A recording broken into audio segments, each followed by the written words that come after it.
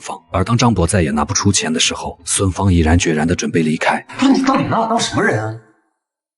我拿你当家里人。你有没有想过，这孩子他就是一无底洞，你再这么下去，什么时候是一头啊？你就不为你自己想想吗？但张博明显低估了一个母亲的决心。而当孙芳回到医院的时候，他最担心的事情还是发生了。医院以遣费太多为由把他和孩子赶出了医院，而空出来的床位则被医院安排给了一个医生的家属。